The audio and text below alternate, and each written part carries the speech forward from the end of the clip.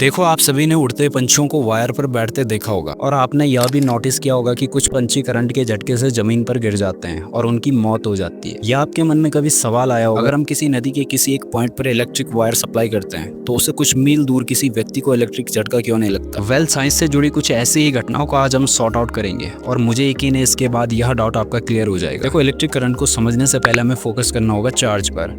आखिर यह चार्ज आया कहाँ से? यूं कहें कि इसकी उत्पत्ति कैसे हुई। देखो, आपने बचपन में छोटे छोटे कागज के टुकड़ों का एक्सपेरिमेंट किया होगा जिसमें हम कंघी को अपने बालों से रब करते हैं और जैसे ही हम कंघी को कागज के टुकड़ों के पास लेकर जाते हैं तो यह कंघी पर बहुत ही वीक फोर्स के साथ अट्रैक्ट हो जाती है। या जब आप दो बलून को बालों से रब करते हैं और जैसे ही उनको पास लाया जाता है तो एक दूसरे को रिपल्सन फोर्स से अप्लाई करते हैं। इसे आसान भाषा में कहें कि जब दो ऑब्जेक्ट का फ्रिक्शन कराया जाता है तो कोई एक ऑब्जेक्ट दूसरे से इलेक्ट्रॉन को ले लेता है। लेकिन रुकिए, जिस ऑब्जेक्ट ने चार्ज इमिट किया उसके पास तो इलेक्ट्रॉन की कमी होनी चाहिए। जी हाँ, basically law of conservation of charge भी यही कहता है, charge can not be created nor be destroyed, can be transfer one body to another body. मतलब ये कि चार्ज को हम क्रिएट नहीं कर सकते। आसान भाषा में कहीं कोई भी ऑब्जेक्ट अपने टिनी पार्टिकल का सम होता है जिसे हम एटम्स कहते हैं। अगर आप एटम्स का बेसिक स्ट्रक्चर देखेंगे तो इसके सेंटर में न्यूक्लियाई होता है जिसमें प्रोटॉन्स और न्यूट्रॉन्स होते हैं, जहां प्रोटॉन्स पॉजिटिवली चार्ज और न्यूट्रॉन्स न्यूट्रल होता है, जबकि इलेक्ट्रॉन्स एटम के डिफरेंट ऑर्बिट में सराउंड करते हैं। और जितने नंबर ऑफ प्रोटॉन्स किसी एटम्स में होते हैं उतने ही number of electrons different orbit में चक्कर लगाते हैं, क्योंकि नंबर ऑफ इलेक्ट्रॉन्स और नंबर ऑफ प्रोटॉन्स इक्वल है और दोनों पर अपोजिट चार्ज है। यहाँ नेट चार्ज 0 होगा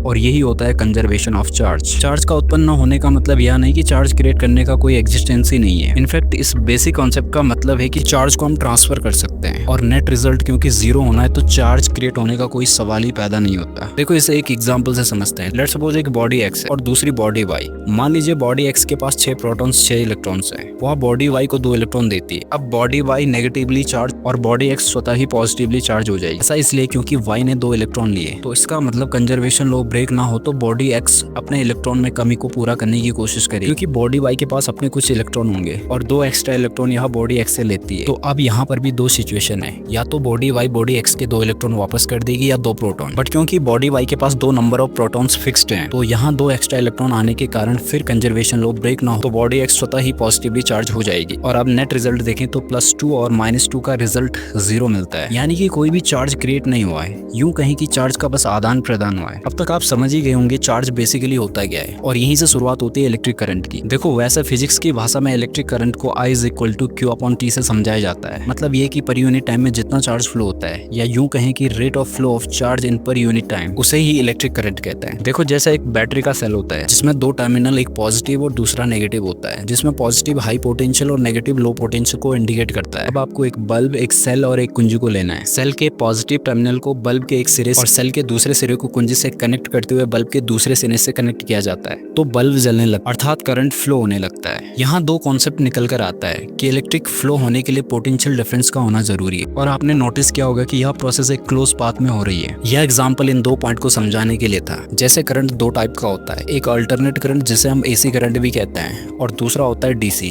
यानी कि डायरेक्ट करंट। यहाँ जो हमने आपको एग्जांपल दिया वो DC करंट का था, बट इन 2 पॉइंट को कवर अप करने के लिए यह एग्जांपल जरूरी था। लेकिन हम जिस करंट की बात कर रहे हैं वो AC करंट है। तो इतना सब कुछ जानने के बाद आपकी यह डाउट क्लियर होने वाले हैं कि आखिर कुछ पक्षियों को अचानक करंट ही क्यों लगता है। वीडियो में आगे बढ़ने से पहले आपसे रिक्वेस्ट है कि अगर आपको यह कंटेंट अच्छा लगता है तो लाइक, कमेंट और सब्सक्राइब करना ना भूलें और साथ ही बेल नोटिफिकेशन को ऑन करें ताकि जब भी हम आपके लिए वीडियो लेकर आए तो वीडियो का नोटिफिकेशन सबसे पहले आप तक पहुंचे। तो चलिए आगे बढ़ते हैं। दरअसल जब पक्षी किसी एक वायर पर बैठा होता है तो यहाँ कोई पोटेंशियल डिफरेंस क्रिएट नहीं हो पाता, क्योंकि पक्षी एक ही वायर पर बैठा है और पोटेंशियल डिफरेंस 2 डिस्टिंक्ट पॉइंट के बीच मेजर होता है। अब क्योंकि इनिशियल और फाइनल पॉइंट सेम है तो यहाँ ना तो कोई पोटेंशियल डिफरेंस क्रिएट होगा और इस तरह ना ही सर्किट कंप्लीट होगा। इसे ओम्स लॉ से भी समझ सकते हैं, जैसा कि यह प्रिंसिपल V = I × R को रिप्रेजेंट करता है। अब इस एक्सपेंशन में देखें तो V जो कि पोटेंशियल डिफरेंस को दिखाता है यह 0 है, तो करंट भी उसी रिस्पेक्ट में 0 होगा और इसलिए केवल उन पक्षियों को करंट नहीं लगता जो केवल एक वायर पर बैठे हैं। अब सिचुएशन को थोड़ा कॉम्प्लेक्स करें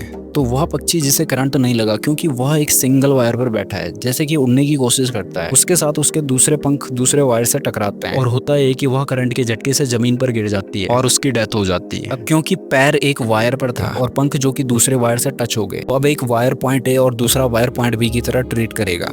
यहाँ पोटेंशियल डिफरेंस क्रिएट हो गया। और करंट की एक और खास बात है कि यह हमेशा शॉर्टेस्ट पाथ को चेज करता है। यह करंट जो कि सीधे पहली वायर से फ्लो हो रहा था, यह उस पाथ को चेज न करके पक्षी के शरीर से फ्लो करेगा जो कि उसके लिए शॉर्टेस्ट पाथ होगा।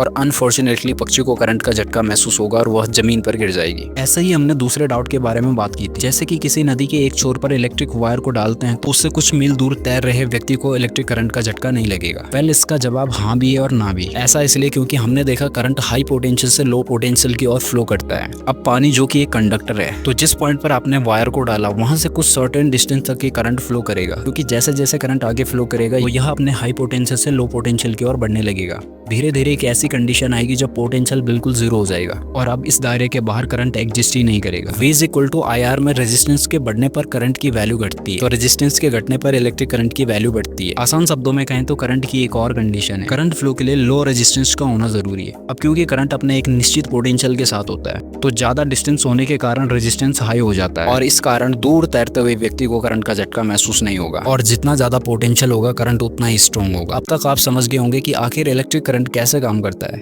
और इसके लिए क्या कंडीशन होती है। उम्मीद है आपको यह वीडियो पसंद आई होगी। नेक्स्ट वीडियो आप किस टॉपिक पर देखना चाहेंगे, कमेंट्स बॉक्स में अपनी राय जरूर दें। वीडियो को लाइक कर चैनल को सब्सक्राइब करना ना भूलें। तो मिलते हैं अगली वीडियो में नई एनर्जी के साथ। तब तक के लिए जय हिंद।